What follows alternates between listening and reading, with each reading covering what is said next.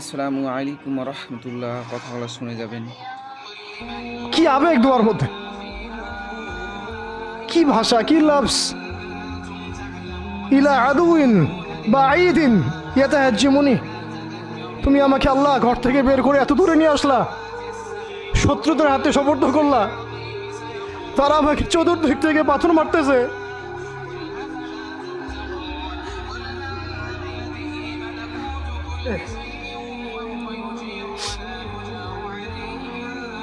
সাঈদ ইবনে হারেস রাদিয়াল্লাহু আনহু নিজের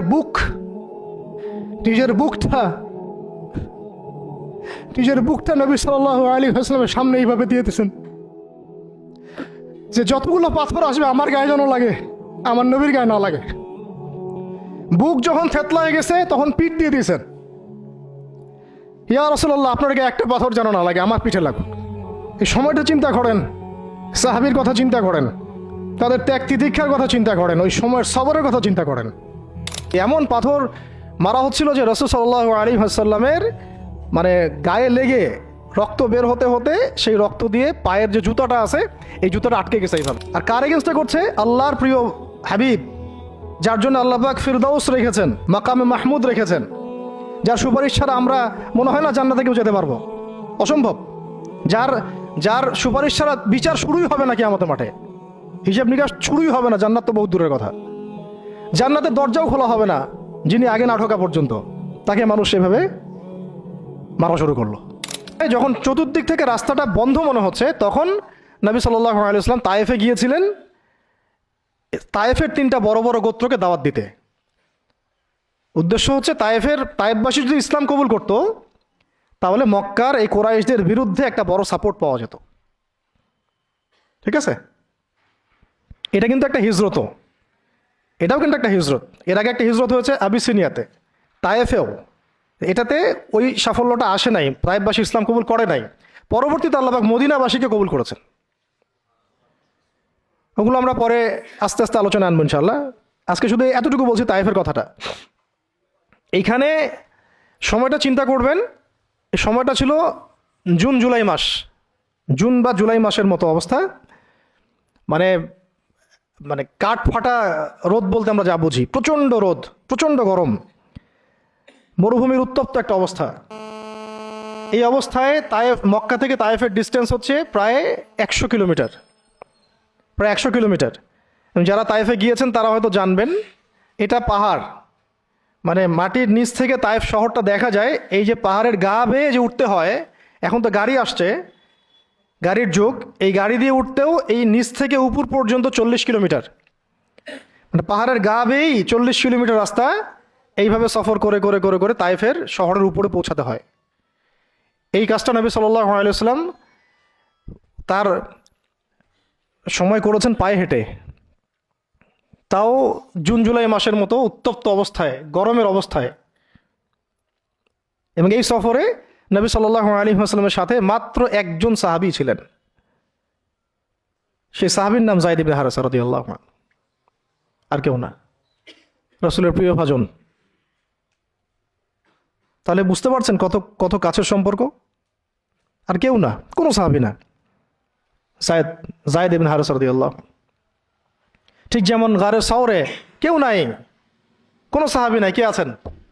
আবু বকর রাদিয়াল্লাহু আনহু। আয়েশা রাদিয়াল্লাহু আনহা বলতেন মাঝে মাঝে যে যদি রাসূল সাল্লাল্লাহু আলাইহি ওয়াসাল্লাম জীবিত থাকতেন তাহলে যায়েদ ইবনে হারেসা রাদিয়াল্লাহু আনহুকে মনে হয় তিনি তার পরবর্তী স্থলাভিষিক্ত হিসেবেই ঘোষণা করে দিয়ে যেতেন। এত ভালোবাসতেন তিনি তাকে, মনে হতো যেন যায়েদ বিন হারেসা রাদিয়াল্লাহু আনহুকে তিনি পরবর্তী স্থলাভিষিক্ত করে দিয়ে যাবেন, এত ভালোবাসতেন। যখন যায়েদ ইবনে হারেসা কোনো সফর থেকে ফিরত, আমি, আয়েশা রাদিয়াল্লাহু আনহা বলছেন, আমি রাসূল সাল্লাল্লাহু আলাইহি ওয়াসাল্লামকে এত মানে কি একটা বলছে গ্রিটিংস বলি না আমরা, অভিবাদন, এত ব্যস্ত হয়ে অস্থির হয়ে আলিঙ্গন করতে দেখি নাই যেমনটা যায়েদ ইবনে হারেসার ক্ষেত্রে তিনি করতেন। বহু সফরে তিনি তাকে পাঠিয়েছেন, সারিয়া অভিযানে। সারিয়া মানে যে সফরগুলোতে আমাদের নবীজি নিজে যান নাই কিন্তু সাহাবীদেরকে পাঠিয়েছেন, কোনো সামরিক অভিযান, এটাকে বলা হয় সারিয়া। আর গাজওয়া হচ্ছে এমন যুদ্ধ যেখানে নবীজি নিজে গিয়েছেন অ্যাজ এ কমান্ডার উপস্থিত ছিলেন। তো একবার একটা সফর থেকে যায়েদ ইবনে হারেসা রাদিয়াল্লাহু আনহু এসেছেন। আয়েশা রাদিয়াল্লাহু আনহা বলছেন তার গায়ে, আমাদের নবীজির গায়ে সতরটা কোনো রকম ঢাকা ছিল, উপরে পোশাক নাই, মানে গায়ের উপরের পোশাকটা তিনি পরেনই নাই। এই অবস্থাতে তিনি আয়েশা রাদিয়াল্লাহু আনহার ঘরে ছিলেন। ওইখানে এসে যায়েদ ইবনে হারেসা রাদিয়াল্লাহু আনহু নক করেছেন দরজায়। ওই অবস্থায় তিনি উঠে গিয়ে যায়েদ ইবনে হারেসা রাদিয়াল্লাহু আনহুকে আলিঙ্গন করা শুরু করলেন, কপালে চুমু দেওয়া শুরু করলেন যে আমার প্রিয় ভাজন আসছে। ওই সাহাবীকে সাথে নিয়ে তিনি সফর করছেন তায়েফে। তায়েফে যাওয়ার পরে 3টা গোত্রনেতা ছিল ওখানে। অনেক বড় কথা, তো আমি অল্প করে বলছি সময় সংক্ষিপ্ততার কারণে। একটা গোত্রনেতার নাম হচ্ছে আব্দে ইয়ালাইল। এর আন্ডারে বহু মানুষ ছিল। যদি সে ইসলাম কবুল করতো তাহলে ওই সবাই ইসলাম কবুল করতো, সে করে নাই। একটা গোত্রনেতার নাম ছিল আব্দে মাসউদ। তার আন্ডারে বহু মানুষ ছিল এবং ধনী ধনী বড় বড় ধনী ব্যবসায়ী, রাজনীতিবিদ, সে ইসলাম কবুল করে নাই। আরেকটা লোক ছিল, তার নাম হাবিব বিন আমর, এই 3 নাম্বার গোত্রনেতা। তো সেও ইসলাম কবুল করে নাই। ইসলাম কবুল না করার কারণে এই 3টে গোত্রনেতার কাছ থেকে, আপনারা কি মনে করেছেন একদিন দাওয়াত দেওয়া হয়েছে? প্রায় 1 মাস নবী সাল্লাল্লাহু আলাইহি ওয়াসাল্লাম এই তাইফের এই ময়দানে ছিলেন, দাওয়াতের ময়দানে। কোনো কিতাবে আসছে 10 দিন, কোনো কিতাবে আসছে 15 দিন, 17 দিন, কিন্তু অ্যাপ্রক্সিমেটলি 1 মাস। এটা বিভিন্ন সিরাতের কিতাবে আসছে। এই 1টা মাস তাইফে থাকা, খাওয়া দাওয়া তো আল্লাহ ভালো জানেন কি হয়েছে। তার সাথে একজন মাত্র সাহাবী, দরজায় দরজায় দাওয়াত দেয়া, এবং সবাই দাওয়াত রিফিউজ করলো। বড় বড় 3টা গোত্রনেতাও রিফিউজ করে দিল। শুধু যে রিফিউজ করলো তা না, বরং এমন টিটকারি শুরু করলো, এমন ব্যঙ্গাত্মক আচরণ শুরু করলো যে শেষ পর্যন্ত ওই এলাকার যত ছোকরা ছিল, যুবক, তরুণ, কিশোর, কিশোরী বেশি আসছে বর্ণনায়, এদিকে লেলিয়ে দেওয়া হলো, সবার হাতে পাথর উঠিয়ে দেওয়া হলো যে এই ব্যক্তি মাজনুন, নাউযুবিল্লাহি মিন যালিক। মাজনুন মানে পাগল। এই ব্যক্তি কাযযাব, এই ব্যক্তি মিথ্যাবাদী। এই ব্যক্তি সাহের, এই ব্যক্তি জাদুকর। কাকে বলা হচ্ছে? সবাই মিলে পাথর মারো তাকে, নাউযুবিল্লাহি মিন যালিক। দৃশ্যটা একটু চিন্তা করেন। 10 বছর মক্কায় দাওয়াত দেওয়ার পর চতুর্দিক থেকে কুরাইশদের নির্যাতন, নিপীড়ন, শারীরিকভাবে, মানসিকভাবে, আত্মিকভাবে, সামাজিক বয়কট, 3 বছর গাছের ছালপাতা খেয়ে পাহাড়ের পদতলে জীবন কাটানো বনু হাশেমের। আবার আমুল হুজনও হয়ে গেছে। ওই একই বছরে কয়েকদিনের মধ্যেই চাচা আবু তালেবও ইন্তেকাল করেছেন, খাদিজা রাদিয়াল্লাহু আনহাও ইন্তেকাল করেছেন। কি অবস্থা, কি অবস্থা ওই সময় চিন্তা করে, কি কষ্টের সময়, কীরকম কষ্টের সময়। আমরা তো উপলব্ধি করতে পারবো না। আমরা তো গাজাবাসীর কষ্ট উপলব্ধি করতে পারি না, রাসূলুল্লাহ সাহাবীদের কষ্ট কি উপলব্ধি করতে পারবো? এই অবস্থায় আশার আলো নিয়ে তায়েফে যাওয়া, সেখানে গিয়ে যে 1 মাস এই মেহনত করার পর এই অবস্থা, সমস্ত ছোকরাটা পাথর মারা শুরু করলো। কি পাথর মারার সেই গতি! যেখানে পাথর মারা হয়েছে ওই জায়গা আমরা দেখে আসছি, আলহামদুলিল্লাহ। কি পাথর মারার গতি! এমন পাথর মারা হচ্ছিল যে রাসূল সাল্লাল্লাহু আলাইহি ওয়াসাল্লামের মানে গায়ে লেগে রক্ত বের হতে হতে সেই রক্ত দিয়ে পায়ের যে জুতাটা আছে, এই জুতাটা আটকে গেছে। এইভাবে জুতা খোলা যাচ্ছে না। রাসূলুল্লাহ সাল্লাল্লাহু আলাইহি ওয়াসাল্লাম পা থেকে জুতা খোলা যাচ্ছে না, রক্তে আটকে গেছে। আর মানুষ বলছে পাগল, মিথ্যাবাদী, হ্যাঁ, জাদুকর, জিনে আসর করছে। মানুষ বলতেছে এগুলা। রাজনৈতিক ক্ষমতা চাই মনে হয়, হ্যাঁ, অর্থ চাই মনে হয়, দুনিয়ার জৌলস মনে হয় চায়। আমাদের ঐক্য বিনষ্ট করতে আসছে। মারো একে, মেরে বিদায় করো এখান থেকে। কোন পর্যায়ে গেলে মানুষ এই কাজ করতে পারে? কি পরিমাণ ক্ষোভ থাকলে মানুষ এই কাজটা করতে পারে? আর কার এগেনস্টে করছে? আল্লাহর প্রিয় হাবিব,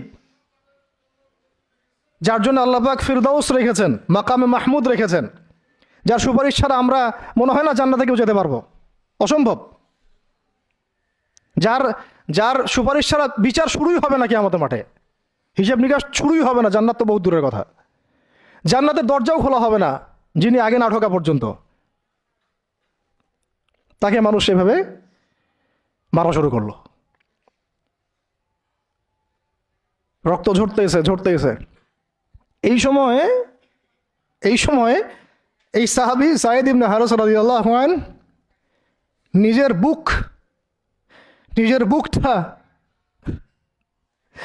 বুকটা নবী সাল্লাল্লাহু আলাইহি ওয়াসাল্লামের সামনে এইভাবে দিয়েছেন যে যতগুলো পাথর আসবে আমার গায়ে যেন লাগে, আমার নবীর গায়ে না লাগে। বুক যখন থেতলায় গেছে তখন পিঠ দিয়ে দিয়েছেন, ইয়া রাসূলুল্লাহ আপনার গায়ে একটা পাথর যেন না লাগে, আমার পিঠে লাগুক। এই সময়টা চিন্তা করেন, সাহাবীর কথা চিন্তা করেন, তাদের ত্যাগ তিতিক্ষার কথা চিন্তা করেন, ওই সময়ের সবরের কথা চিন্তা করেন। আর তায়েফবাসী নবী সাল্লাল্লাহু আলাইহি ওয়াসাল্লামের আপনজন ছিল। তায়েফের গোত্রে নবী সাল্লাল্লাহু আলাইহি ওয়াসাল্লামের দুধ পান করানো হয়েছিল, হালিমা সাঈদার গোত্র এটা। দূরের মানুষ আপনাকে যখন ভালো মন্দ বলবে আপনার অতটা কষ্ট হবে না যতটা আপনার কাছের মানুষ আপনাকে ভালো মন্দ বললে কষ্ট হবে। যখন আপনার প্রিয় মানুষেরা আপনাকে পাথর ছুড়বে, এই পাথরের আঘাত সহ্য করা এত সহজ না। কাফেররা, ফাসেকরা, জালেমরা, মুশরিক, মুনাফিকরা পাথর ছুড়বে, সেই পাথর আপনি সৌভাগ্যের সাথে বরণ করতে পারেন, সেই রক্তক্ষরণে আপনার কষ্ট হবে না। প্রিয় মানুষদের দেওয়া অপবাদ, মিথ্যাচার, গীবত, তহমত, পাথর আপনাকে এত কষ্ট দিবে, এই কষ্টের লোড আপনি সহ্য করতে পারবেন না। আর যদি আল্লাহ পাক আপনাকে সহ্য করার ক্ষমতা দিয়ে দেন, ইনশাআল্লাহ আপনি এমন ব্যক্তি হবেন যে ব্যক্তির হাতে আল্লাহ রাব্বুল আলামিন ইসলামের ঝান্ডা উঠাই দেবেন ইনশাআল্লাহ। এবং ইনশাআল্লাহ যাকে আল্লাহ রাব্বুল আলামিন পুরো কওমের জন্য কবুল করবেন ইনশাআল্লাহ। এবং পুরো শক্তি আপনার সামনে একদিন না একদিন পরাজয় বরণ করবেই, সময়ের ব্যাপার। যায়েদ বিন হারেসা রাদিয়াল্লাহু আনহু নিজের বুকটা এইভাবে আগলায় দিয়ে রাখছেন, আমার গায়ে লাগুক ইয়া রাসূলুল্লাহ, আপনার গায়ে না লাগে। আজকে আপনি যায়েদ ইবনে হারেসাকে পাবেন কোথায়? কিসের ইসলামী বিপ্লবের কথা বলি আমরা? জামা ইমারা এটা ওইটা, যায়েদ বিন হারেসারাই তো নাই। ওইরকম আখলাকের নেতাও যেমন আমরা পাই না, ওই রকম যায়েদ বিন হারেসাদের মতো আমরা মামুরও তো পাই না।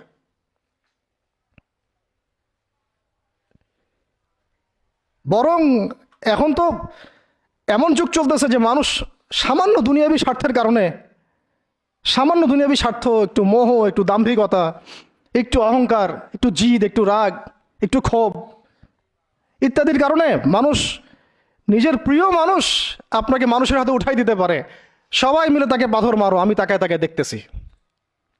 সবাই তাকে পাথর মারো, আমি তাকে দেখতেছি। যেন নিজের প্রিয় মানুষকে পাথর মারলে এটা দেখলে আপনার মনে আরো শান্তি আসতেছে।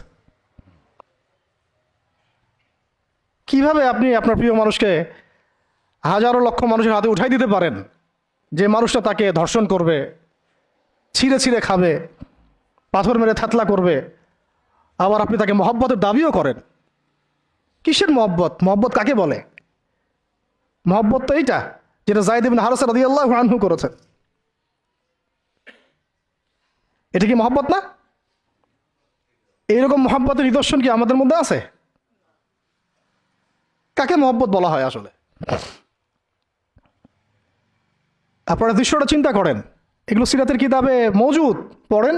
নিজের বুকটা তিনি আগলায় দিয়ে রাখছেন। ঠিক এরকমই উহুদের মাঠেও নিজের বুক আগলায় দিয়ে রাখছেন তালহা রাদিয়াল্লাহু আনহু। দূর থেকে একটার পর একটা তীর আসতেছে, ওনার গায়ে লাগতেছে। তীরের আঘাত কি চারটাখানি কথা? সাদ বিন আবি ওয়াক্কাস রাদিয়াল্লাহু আনহু পিঠ দিয়ে রাখছেন, ইয়া রাসূলুল্লাহ আপনার গায়ে যেন না লাগে। তোমরা জীবন্ত শহীদ দেখতে চাও, তালহাকে দেখো। 70-এর বেশি আঘাত তার গায়ে ছিল উহুদের দিন। সাদ বিন আবি ওয়াক্কাস রাদিয়াল্লাহু আনহুকে নবীজি বলছেন যে, হে সাদ, তীর ছুঁড়ো, তোমার জন্যে আমার পিতামাতা কুরবান হয়ে যাক। কোন সাহাবীর জন্য নবীজি এমন কথা বলেন নাই যে তোমার জন্য আমার পিতামাতা কুরবান হয়ে যাক। এবং সাহাবীরা বলতেন, ইয়া রাসূলুল্লাহ আপনার জন্য আমার পিতামাতা কুরবান হয়ে যাক। একমাত্র সাহাবী সাদ বিন আবি ওয়াক্কাস রাদিয়াল্লাহু আনহুর জন্য নবী সাল্লাল্লাহু আলাইহি ওয়াসাল্লাম এই কথা বলেছেন। ওই ময়দানে উম্মে ওমারাও ছিলেন, মহিলা সাহাবী, অনবরত তীর ছুঁড়েছেন রাসূলের গায়ে যেন আঘাত না লাগে। ওই ময়দানে হানজালা ছিলেন, ছুটতে ছুটতে আবু সুফিয়ান পর্যন্ত পৌঁছে গিয়েছেন। ওই অবস্থায় তার শাহাদাত হয়ে গেছে, তাকে মারতে পারেন নাই, উল্টা তার গায়ে আঘাত লেগে গেছিল। গাসাসুল মালাইকা, শহীদ হওয়ার পরে দেখা যায় তার দেহটা মাটি থেকে উপরে উঠে আসে আর দেহ থেকে পানি ঝরতেছে। নবীজি জিজ্ঞাসা করা হলো তার এই হালত কেন? নবী সাল্লাল্লাহু আলাইহি ওয়াসাল্লাম বললেন যে গত রাত্রে স্ত্রীর সাথে ছিল, সে জিহাদের ডাক আসছে, ওই ওই ওই বিছানা থেকে চলে আসছে, বেচারা বিছানা থেকে এখানে চলে আসছে।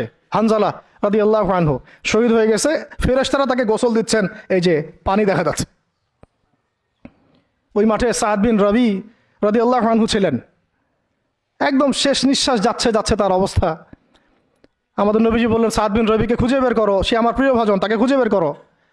খুঁজতে গিয়ে দেখা গেল যে তিনি এইরকম একটা হালত, ৬০-৭০টা আঘাতের চিহ্ন নিয়ে প্রায় যান যাচ্ছে যাচ্ছে অবস্থা। তো সাহাবী বললেন, হে সাদ, রাসূল সাল্লাল্লাহু আলাইহি ওয়াসাল্লাম তোমাকে সালাম দিয়েছেন।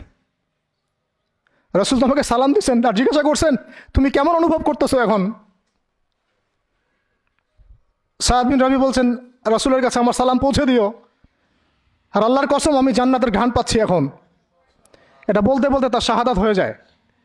আর তিনি বলতে বলতে একটা কথা শেষে বলে গিয়েছিলেন যে আমি চলে যাওয়ার পরে, তিনি আনসারদের নেতা ছিলেন, আমি চলে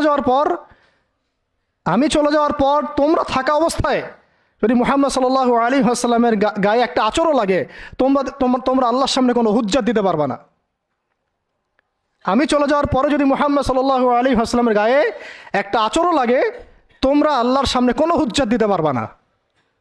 আর আমরাও তো এখন দুনিয়াতে বেঁচে আছি, আমাদের নবী সাল্লাল্লাহু আলাইহি ওয়াসাল্লামের গায়ে কী না লাগতেছে, আমরা কী বা করতে পারতেছি। দুনিয়ার এই মোহটা ত্যাগ করতে হবে। মনে রাখতে হবে, আমার বয়সী আপনার বয়সী অসংখ্য যুবক প্রতিদিন মারা যাচ্ছে, আপনি জানেন? কোনো গ্যারান্টি নাই, কোনো গ্যারান্টি নাই। আপনি কি মনে করছেন জীবনটাকে? আল্লাহ পাক একটা চান্স দিয়েছেন মাত্র আমাদেরকে, জাস্ট একটা অপরচুনিটি।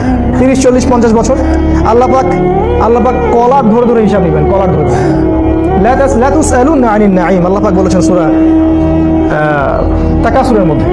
অবশ্যই তোমাদেরকে প্রত্যেকটা বিষয়ের হিসাব দিতে হবে ভাই।